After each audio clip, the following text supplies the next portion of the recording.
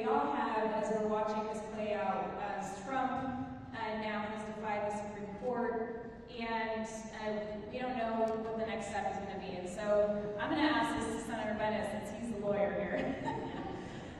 Judiciary is a critical check on the presidential power. What will you do to ensure the administration actually adheres to judicial ruling? And this is from Michael Haynes. If you could raise your hand, Michael. All right, thank you, Michael.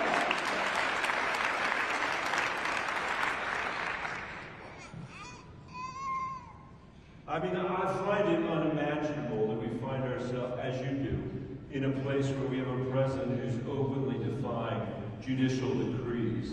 Nobody has ever seen an American president do this before. And we're in totally uncharted territory. I think that it has been important for the courts to repeatedly strike down Trump's actions, which they have done.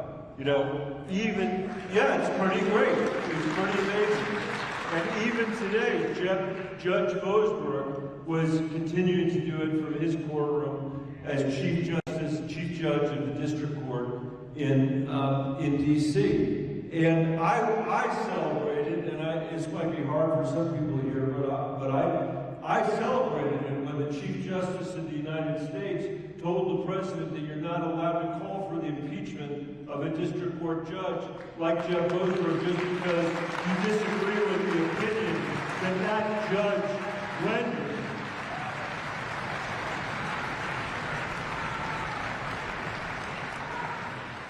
But it is, you know, the people, I'll come back to my friend over here, the people that wrote the Constitution would be the least surprised by Donald Trump, of anybody. They had a very dim view of humanity, as you might know. And they had as their model the fall of the Roman Republic. That's what they were thinking about when they wrote these checks and balances, when they created 3 branches and all this other stuff. They were thinking about somebody just like Trump, literally just like Trump, a billionaire who turned his armies on Rome and marched on Rome and destroyed Rome, destroyed the Roman Republic. And these guys were so deeply worried about that they wrote this web of institutions that are now under enormous pressure because of Trump.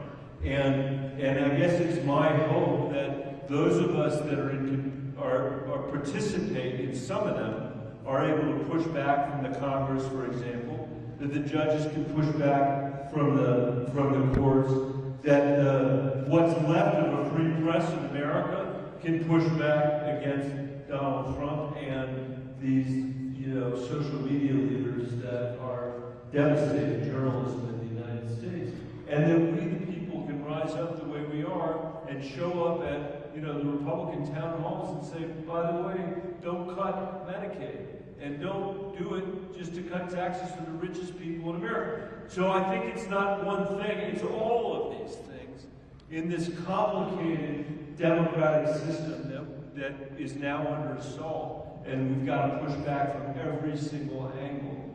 And I think we all need to understand that with this president, we will be in uncharted territory. He already has disregarded Judge Boasberg on the Venezuela situation, and I'm sure he's going to do it on lots of other things as well. We just need to make sure that we're all still there when we get to the end.